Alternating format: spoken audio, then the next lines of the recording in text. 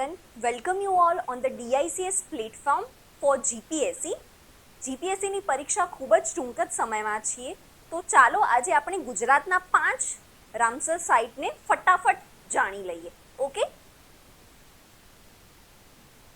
હવે Ramsar site જાણતા પહેલા આપણે સમજી લઈએ કે રામસર કન્વેન્શન શું છે. ઓકે, સો રામસર કન્વેન્શન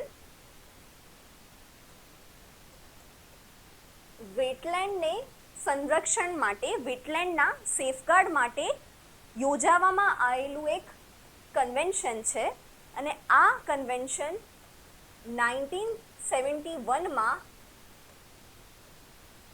ઈરાન નામના દેશમાં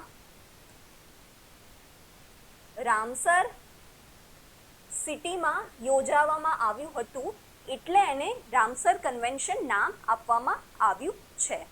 આ કન્વેન્શન 1975માં લાગુ પાડવામાં આવ્યું હતું બધા જ દેશમાં, પણ આપણે ભારતે 1981થી આને એડપ્ટ કરીને એન્ફોર્સ કર્યું છે. ઓકે, હવે જાણી લઈએ કે રામસર સાઇટ શું છે. જ્યારે ઇન્ટરનેશનલી ઇમ્પોર્ટન્ટ જે વેટલેન્ડ હોય છે એના સંરક્ષણ માટે જે વેટલેન્ડને એક ટેગ આપવામાં આવે છે કે આ વેટલેન્ડને સેફગાર્ડ કરવાની જરૂર છે, એને આપણે રામસર સાઇટ કહીએ છીએ. મને કોમેન્ટમાં દર્શાવો કે હાલની ભારતમાં કેટલી રામસર સાઇટ છે. ઓકે, એન્ડ પછી આવ્યું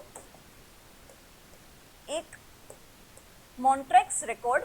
એ શું છે કે જે આ રામસર સાઇટમાં વેટલેન્ડને જે ટેગ આપ્યું છે એ વેટલેન્ડને માનવ સર્જિત નુકસાન થયું હોય, એન્થ્રોપોજેનિક કોઝથી એને નુકસાન થયું હોય મેનમેડ રીતે, મેનનો એમ અને મોન્ટ્રેક્સનો એમ એવી રીતે આપણે યાદ રાખી શકીએ છીએ, અને એને પ્રાયોરિટીમાં કન્ઝર્વ કરવાની જરૂર હોય તો એને મોન્ટ્રેક્સ રેકોર્ડમાં એડ કરવામાં આવે છે. ઓકે, હાલ ભારતમાં 2 જ એવા વેટલેન્ડ છે કે જેને આ રેકોર્ડમાં સ્થાન છે. પહેલું છે કિયોડાદેવ નેશનલ પાર્ક જે રાજસ્થાનમાં આવ્યું છે, અને બીજું છે લોકતક લેક જે મણિપુરમાં આવ્યું છે.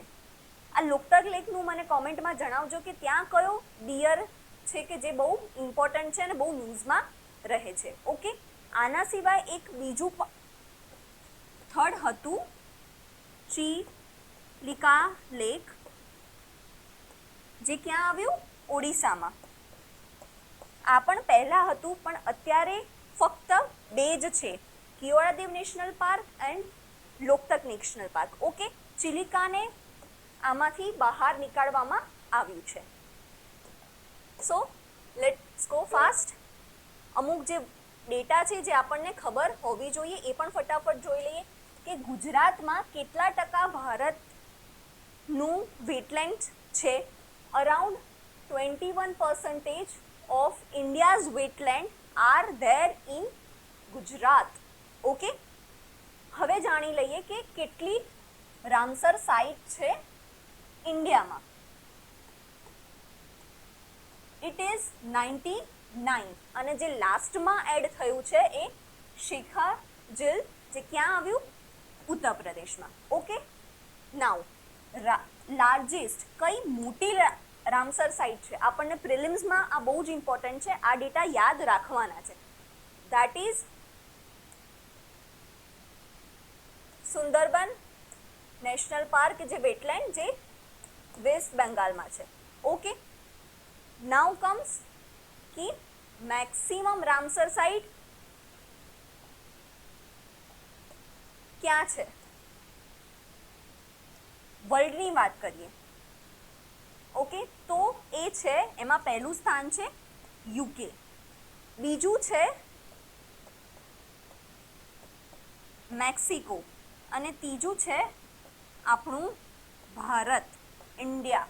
ઓકે, અને જો એશિયાનું પૂછવામાં આવે કે કયા એશિયાના દેશમાં સૌથી વધારે રામસર સાઇટ છે, તો તે આપણું ઇન્ડિયા આવશે.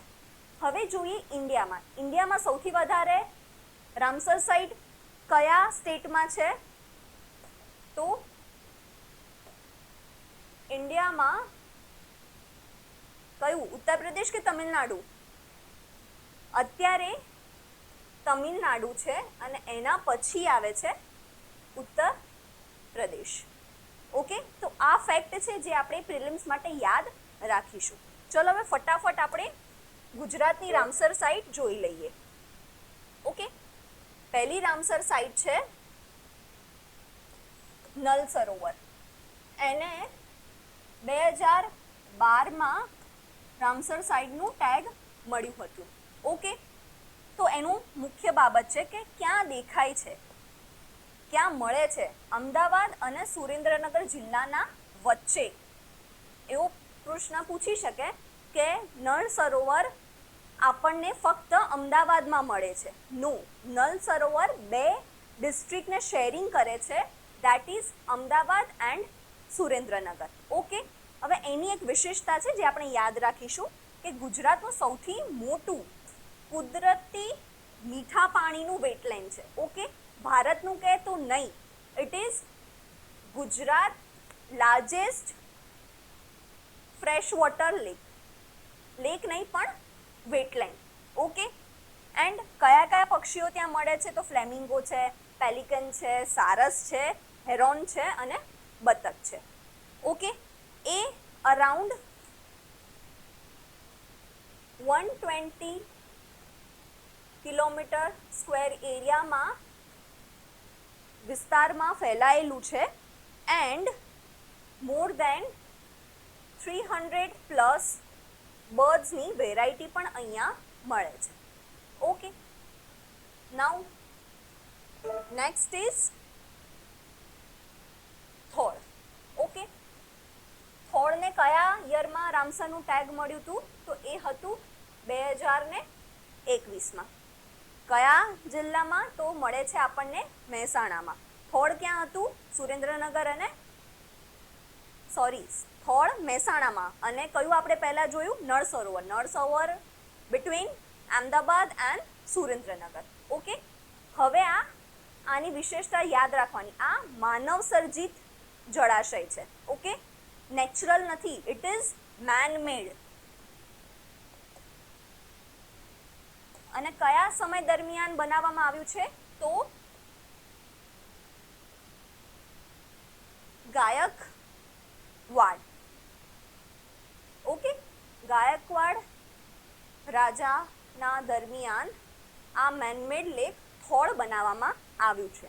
અને અહીંયા આગળ શિયાળા પ્રવાસના પક્ષીઓનું મુખ્ય કેન્દ્ર છે, એટલે માર્ગ્રેટરી બર્ડ્સ માટેનું એક મેજર સેન્ટર છે થોળ.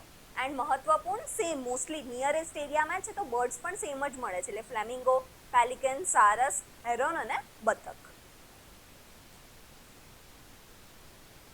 નાઉ નેક્સ્ટ ઇઝ ખીજડીયા પક્ષી અભયારણ્ય. એ ક્યાં આવ્યું, તો જામનગરમાં. ઓકે, કયા વર્ષમાં, તો આ પણ 2021માં. એન્ડ આની વિશેષતા એ છે કે મીઠા અને ખારા પાણીનું અનોખું મિશ્રણ અહીંયા જોવા મળે છે, એટલે કે મેંગ્રુવ્સ વાળો કાદળ પ્રદેશ ધરાવતું આ વેટલેન્ડ છે. અને અહીંયા કયા ઇમ્પોર્ટન્ટ બર્ડ્સ છે, તો ફ્લેમિંગો, પેલિકન, ગીબ અને ડક.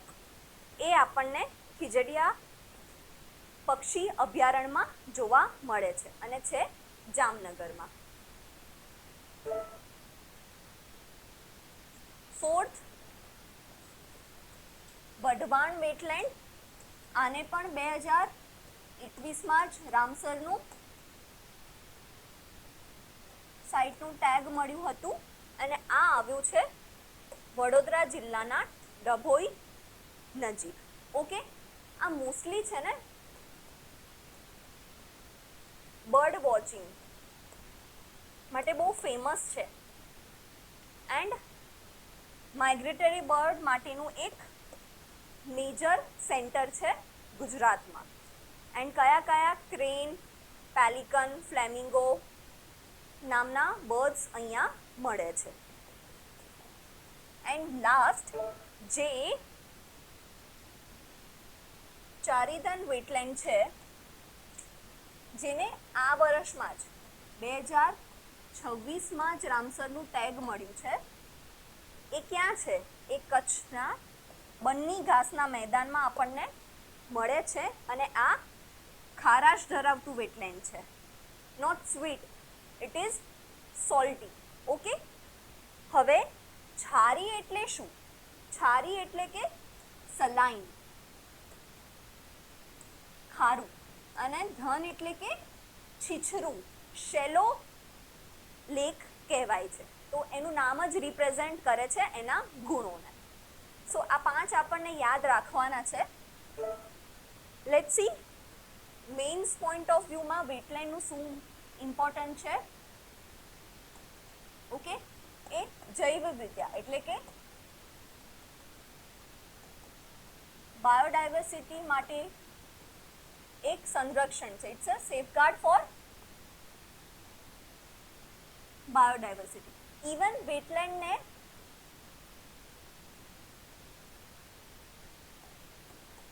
કિડની પણ કહે છે, કેમ કે એ પ્યોરિફિકેશન ઓફ વોટરમાં પણ બહુ ઇમ્પોર્ટન્ટ રોલ કરે છે.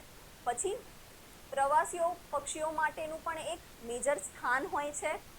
હવામાન પરિવર્તન સામેના કુદરતી રક્ષણ માટે, મતલબ કે જે ક્લાઇમેટ ચેન્જ થઈ રહ્યું છે, જે ગ્રાઉન્ડ વોટર ભૂગર્ભ જળનું ટેબલ રિડ્યુસ થઈ રહ્યું છે, એ બધા માટે એક શિલ્ડ રૂપ છે આ વેટલેન્ડ. ઇવન ઇકોનોમિકલ પર્સપેક્ટિવ અર્થતંત્ર માટે પણ એક મોટું સ્થાન છે, એઝ ત્યાં આગળ એગ્રો ટુરિઝમ પણ ડેવલપ થઈ રહ્યું છે. સો વેટલેન્ડ ઇઝ વેરી ઇમ્પોર્ટન્ટ. ચલો હવે એક MCQ સોલ્વ કરી દઈએ. જો ધ્યાનપૂર્વક આપણે આ વિડીયોને જોયો હશે તો આનો આન્સર આપણે ફટાફટ કહી શકીશું. પહેલું સ્ટેટમેન્ટ છે કે નળ સરોવર ગુજરાતનું સૌથી મોટું કુદરતી વેટલેન્ડ છે. હા કે નહીં? થોળ તળાવ માનવ સર્જિત વેટલેન્ડ છે. યસ ઓર નો? ખીજડીયા માત્ર મીઠા પાણીનું વેટલેન્ડ છે. ઓકે, આન્સર મને કમેન્ટ સેક્શનમાં મેન્શન કરજો. ટૂંક જ સમયમાં હું આ આન્સર DICSના પ્લેટફોર્મ થ્રુ પણ કહેવડાવવામાં આવીશ. મેક શ્યોર કે બધા જ આ આન્સરને કોમેન્ટ કરે. આવા જ જિયોગ્રાફી રિલેટેડ ગુજરાતના વિડીયોઝ જોતા હોય તો કમેન્ટ સેક્શનમાં મેન્શન કરજો. Thank you.